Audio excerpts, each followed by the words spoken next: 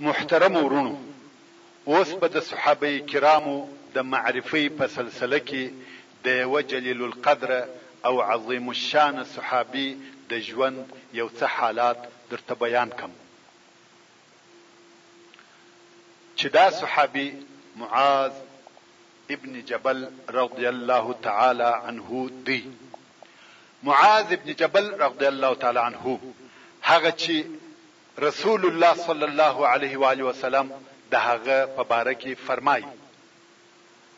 اعلم امتی بالحلال والحرام معاذ ابن جبل، یعنی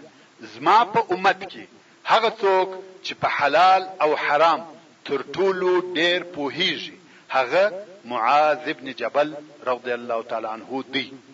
محترم ورونو، کم وخت چې جزیره العرب د حق او هدایت په نور سره روښانه سوه، نو دغه یثربي ځوان معاذ ابن جبل نوی ځوان او تر خپلو ټولو همزولانو په تیز فکر او ښه ذکاوت سره ممتاز او لوړ و. حاضر جواب او د ښه فصیح بیان خاوند و. لوړ همت یې درلودی. پر دې ټولو سربیره ښه ښایسته کړوړه یې درلوده. تور سترګې تورې وې، وریښتان یې پیچلي وه، سپین برېښندوکي غاښونه یې درلوده چې د کتونکي سترګې نه ځینې جلا کېدې او زړه یې په ده پورې مشتی. دغه ځوان معاذ ابن جبل رضی الله تعالی عنه د مصعب ابن عمیر رضی الله تعالی عنه پر لاس ایمان راوړي. ورونو، مصعب ابن عمیر رضی الله تعالی عنه خو پیژني، هغه چې د رسول الله صلی الله علیه و آله وسلم تر هجرت د مخه د رسول الله صلی الله علیه و آله وسلم د سفر پر قسم د مکه مکرمه څخه مدینه منوره ته د خلقو د دعوت او تعلیم د پاره راغلی او د مدینه منوره ډیر خلق د رضی الله تعالی عنه پر لاس مسلمانان سو. نو معاذ ابن جبل رضی الله تعالی عنه هم د مصعب ابن عمیر رضی الله تعالی عنه پر لاس ایمان راوړي او بیا د عقبه په شپه کې د معاذ رضی الله تعالی عنه لاس د رسول الله صلی الله علیه و آله وسلم د مبارک لاس سره مصافحه او بیعت وکړي. معاذ رضی الله تعالی عنه د هغه اویا نفری ډلې سره ملګری وو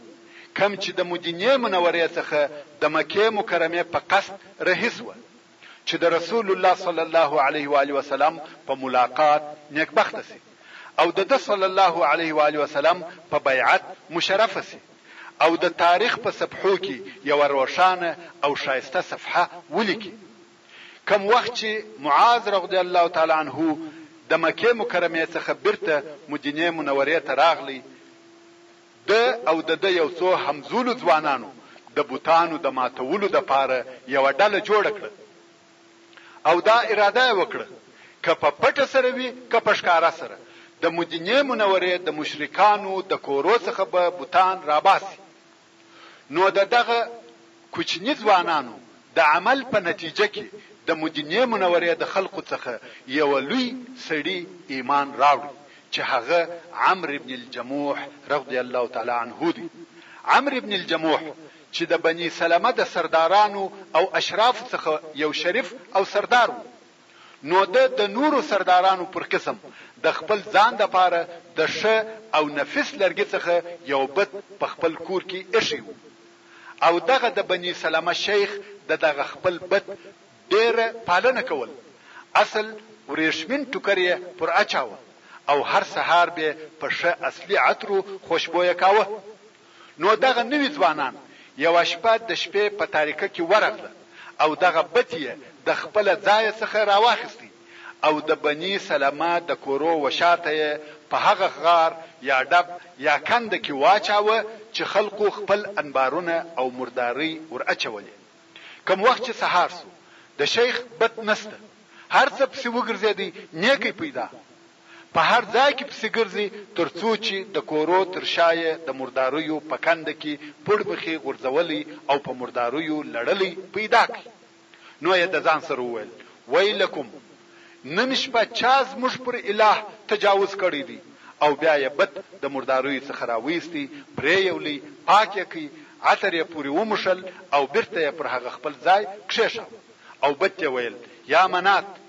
والله که زه پوه سم چې چا ستا سره دغه عمل کړی دی، د هغه جزا به ورکم. خیر، ورځ تېره سوه، ماښام سو. کوم وخت چې شیخ بیده سو، هغه ډله بیا د کور ته په پټه سره راغله او د بت سره یې بیا هغه معامله وکړه چې په تېره شپه کې ورسره کړې وه. کوم وخت چې سهار سو، شیخ بیا په خپل بت پسې ګرځي، تر څو چې بیا یې هغه د مرداریو په کنده کې په یوه بله کنده کې پیدا کړي. بیا یې راویستی، پریولی، پاک او خوشبوی یې کړي او ویل: هر چا چې ستا سره دغه کار کړی دی، که مې وپېژندي، ډېره سخته جزا به ورکم. بله شپه بیا دغه ځوانانو د دغه بت سره دغه معامله وکړه. شیخ بیا بت د هغه مرداروی څخه راویستی، پریولی، پاک او خوشبوی کړي او بیا یې نو خپله توره د بت په غاړه ور وځړول او هغه د لرګي بت ته خبرې کوي. ویل: په والله زه نه یم خبر چې څوک ستا سره دغسې کوي، نو یا منات، که په تا کې خیر وي، دغه توره دې ستا سره وي، د خپل ځان څخه دفاع په وکړه. کوم وخت چې ماښام سو او شیخ بیده سو، هغه د ځوانانو ډله بیا راغله، د بت د غاړې څخه یې توره واخیسته او بت یې د یوه مړه سپي سره وتاړه. سپی او بت یې دواړه د هغه مردارو کندو په یوه کنده کې واچاوه. کوم وخت چې سهار سو، شیخ بیا په خپل بت پسې ګرځي، ویلې ده چې بت یې د مړه سپي سره تړل سوی پړمخې په مرداریو کې پروت دی. دلته یې نو وخپل بت ته وکتل او دغه شعر یې ووایه: تالله لو كنت إلها لم تكن انت وكلب وسط بئر في قرن. یعنی په والله که ته اله او معبود وای، نو ته او سپی به د مرداریو د کندې په مابین کې نه وای سره تړلي.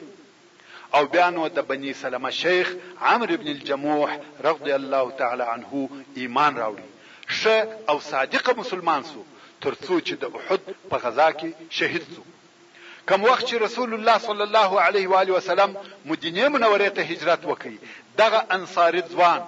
معاذ ابن جبل رضی الله تعالی عنه د رسول الله صلی الله علیه و آله وسلم داسې ملګرتیا اختیار کړه لکه سایه چې د خپل خاوند سره یو ځای وي. د رسول الله صلی الله علیه و آله وسلم څخه قرآن مجید زده کړي او د هغه څخه اسلامی قوانین او د شریعت احکام زده کړه، تر داسې اندازې چې د صحابه کرامو په جمله کې د کتاب الله ښه قاري سو او په اسلامی شرع کې تر ټولو ښه عالم سو. یزید ابن قتیب رضی الله تعالی عنه وای: د حمص و مسجد ته ورننوتم،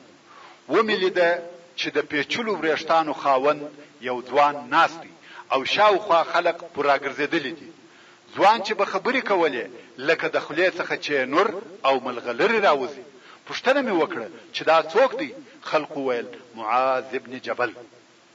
ابو مسلم الخولانی رضی الله تعالی عنه چې د لوی تابعینو څخه دی وای: د دمشق و مسجد ته ورغلم، ومې لیده چې د رسول الله صلی الله علیه و آله وسلم د اصحاب کرامو یو ډله د درس په حلقه کې ناست و چې د دوی په جمله کې یو شایسته تورسترګي او براق صنایا، یعنی د ځلیدلو غاښو خاوند ځوان ناست. هر وخت چې به دغه اصحاب کرام په یو شی یا مسئله کې سره مختلف سو و دغه ځوان ته به رجوع وکړه. ما د خپل بغل د سړي څخه پوښتنه وکړه چې دغه ځوان څوک دی؟ ویل: معاذ ابن جبل. او په دې کې کم تعجب نسته. معاذ ابن جبل رضی الله تعالی عنه د کوچنیوالي څخه د رسول الله صلی الله علیه و آله وسلم په مدرسه کې تربیه شوی وو او د هغه صلی الله علیه و آله وسلم پر لاس یې تحصیل کړی وو. د هغه صلی الله علیه و آله وسلم د بهاندو چنو څخه یې وبچشلی وي او علم یې د هغه اصلي نشرونکي څخه زده کړی وو. نو د ښه معلم ښه شاګرد وو او د معاذ رضی الله تعالی عنه د علم د پاره د رسول الله صلی الله علیه و آله وسلم دغه شهادت کفایت کوي چې د په باره کې فرمایي: اعلم امتی بالحلال والحرام معاذ ابن جبل. او د د پاره پر امت مسلمه دغه فضل او فضیلت کافی دی چې دی رضی الله تعالی عنه یو د هغو شپږو نفرو څخه دی چې د رسول الله صلی الله علیه و آله وسلم په زمانه کې قرآن مجید جمع کړی دی. نو ځکه کوم وخت چې به د رسول الله صلی الله علیه و آله وسلم اصحاب کرامو خبرې کولې او په دوی کې به معاذ ابن جبل رضی الله تعالی عنه موجود وو، نو دته به د هیبت او د عزت په خاطر مخور اړاوه. رسول الله صلی الله علیه و آله وسلم او د دوو ملګرو پس له صلی الله علیه و آله وسلم څخه دغه به مثل علمی بحر او طاقت د اسلام او مسلمانانو په خدمت کې استعمالاوه. هغه رسول الله صلی الله علیه و آله وسلم وو کم وخت چې د مکه مکرمه تر فتح ورسته ولیده چې ډلې قریش په اسلام کې داخليږي او د نو مسلمانانو د پاره د یو لوی معلم ضرورت احساس کوي چې اسلام وروشي او د هغه په احکامو یې پوه او خبر کی. نو یې عتاب ابن اسید رضی الله تعالی عنه پر مکه مکرمه والی مقرره کړي او د معاذ ابن جبل رضی الله تعالی عنه څخه وغوښته چې د سره پاتسي او خلقو ته قرآن مجید ورشي او د دین الله تعلیم ورته وکي. او کم وخت چې د یمن د پاچاهانو د طرفه ورسول الله صلی الله علیه و آله وسلم ته قاصدان راغله، خپل او د هغو کسانو اسلامي اعلاناوه چې د دوی تر شا پاتو او د رسول الله صلی الله علیه و آله وسلم څخه دا غوښتنه وکړه چې د دوی سره داسې یو څوک ولېږي چې وخلقو ته د هغو دین او اسلام وروشي. رسول الله صلی الله علیه و آله وسلم د خپل اصحاب څخه د هدایت بلونکو یو ډله اختیار کړه او د هغو امیر یې معاذ ابن جبل رضی الله تعالی عنه مقرره کړ او رسول الله صلی الله علیه و آله وسلم دغه نور او هدایت د ډلې سره د خدای په امانی د پاره راووتی او د معاذ ابن جبل رضی الله تعالی عنه د بوده د څنګه سره په داسې حال کې ورسره رهیو چې معاذ رضی الله تعالی عنه پر خپل بوده سپور او رسول الله صلی الله علیه و آله وسلم د معاذ رضی الله تعالی عنه سره خپل تګ اوږد کړ لکه رسول الله صلی الله علیه و آله وسلم چې دا غوښته چې د معاذ رضی الله تعالی عنه په لیدلو او ملاقات ځان موړ کړي او بیا دا وصیت ورته وکړي ویل یا معاذ شاید ته پس له دغه کال څخه بیا زما سره ملاقات نسې، یعنی ما ونه وینې او شاید ته زما مسجد او قبر ته راسې. معاذ رضی الله تعالی عنه د خپل نبی پر فراق په افسوس او ارمان سره ډیر وژړل او نور مسلمانانو هم ورسره وژړل او د صادق المصدوق صلی الله علیه و آله وسلم دغه خبر رښتیا سوه. پس له دغه ساعت څخه بیا د معاذ رضی الله تعالی عنه سترګې د رسول الله صلی الله علیه و آله وسلم په لیدلو سره نسوې توري. د مخه تر دې چې معاذ رضی الله تعالی عنه د یمن څخه راسي رسول الله صلی الله علیه و آله وسلم د رفیق اعلی و طرف ته رحلت وکړي او پدې کې هیڅ شک نشته کوم وخت چې معاذ رضی الله تعالی عنه برته مدینه منوره ته راغلی او ویل ده چې مدینه منوره د محبوب صلی الله علیه و آله وسلم د انس څخه خالده ډېر یې وژړل. عمر فاروق رضی الله تعالی عنه د خپل خلافت په وخت کې معاذ رضی الله تعالی عنه د بنی کلاب و قبیله ته ولېږي چې د بیت المال تنخواوي پر هغو وویشي او د هغو د اغنیا او زکاتونه او خیراتونه د هغو پر فقیرانو وویشي. معاذ رضی الله تعالی عنه هم د خپل دغه وظیفه د اجرا کولو د پاره هلته ولاړ او د ها خاصه د خپل کور او د ها خاصه وخپل کور او شذته په داسې حال کې راغلی چې یوازې د خپل بوده کراسته پر غاړه اچولې و، یعنی په خالی لاس راغلی، نه هدیه او تحفه ور سره و نه سوغات او مالونه، فقط د خپل بوده کراسته پر غاړه اچولې او کور ته وردنوتی. شذه ورته ویل ستا هدیه او سوغات کوم دي؟ لکه والیان او حاکمان چې خپل کورنۍ ته یو شی راوړي، تا چی راوړه؟ معاذ رضی الله تعالی عنه ویل زما سره یو وشت څارونکی را سره و چې د هر شي حساب یې را سره کاوه. ښځې ورته وویل ته د رسول الله صلی الله علیه و آله وسلم او ابو بکر صدیق رضی الله تعالی عنه په حضور کې امین وې، اوس چې عمر رضی الله تعالی عنه خلیفہ سو ستا سره څارونکی ولېږي چې د هر شي حساب یې در سره کاوه. حتی دا خبره یې د حضرت عمر رضی الله تعالی عنه و شذ ته ورسول او هغه ته د حضرت عمر رضی الله تعالی عنه دغه کار څخه شکایت وکړي. دا خبر په خپل و حضرت عمر رضی الله تعالی عنه ته ورسېدی. معاذ رضی الله تعالی عنه را وغوښتي، ویل آیا ما ستا سره څارونکی لېږلی وو چې ستا سره د هر شي حساب کاوه؟ معاذ رضی الله تعالی عنه ویل لا یا امیر المؤمنین، داسې نه ده، مگر ما بل هیڅ بهانه نه درلوده چې په هغه سره خپل ښځې ته عذر وکم بې له دغه خبرې. حضرت عمر فاروق رضی الله تعالی عنه وخندل او دته یو څه مال یا یو شی ورکړي، ویل په دغه راضی ک. بیا هم د حضرت عمر فاروق رضی الله تعالی عنه د خلافت په وختو کې د شام والی یزید ابن ابي سفیان رضی الله تعالی عنه و حضرت عمر فاروق رضی الله تعالی عنه ته حال ولېږي، ویل یا امیر المؤمنین د شام خلق ډیر سو، شارونه په ډک سو، اوس و داسې خلقو ته ضرورت لري چې و دوی ته قرآن مجید وروښي او په دین یې پوکي، نو زما کومک په داسې خلقو سره وکه چې و دوی ته تعلیم وکي. حضرت عمر فاروق رضی الله تعالی عنه هغه 15 نفر را وغوښته چې د رسول الله صلی الله علیه و آله وسلم په زمانه کې قرآن مجید جمع کړي او حفظ کړي وو، چې هغه 15 معاذ ابن جبل، ابو دردا، عباده ابن صامت، ابو ایوب الانصاری، ابی ابن کعب رضی الله تعالی عنهم اجمعین او دوی ته وویل د اهل شام څخه ستاسو ورونو زما څخه په داسې چا سره کومک غوښتي دي چې و دوی ته قرآن مجید وروښي او په دین یې پوکي، نو الله دې در باندې ورحمیږي. ستاسو 15 نفرو څخه دي 3 نفر زما کومک وکي، او کوم خوښه وي تاسو په خپل مابین کې قرعه کشي وکړي، او کنه زه به 3 نفر در څخه اختیار کم. دوی ویل ولی قرعه کشي کوو؟ ابو ایوب سپنجری دی او ابی ابن کعب مریض دی، پاتې سو موږ 3 حاضر یو. حضرت عمر فاروق رضی الله تعالی عنه ویل اول په حمص شروع وکړي، کوم وخت چې د هغه ځای د خلقو د حاله څخه راضي سواس، یعنی پوس واس چې قرآن مجید او اسلامی احکام یې زده کړه، نو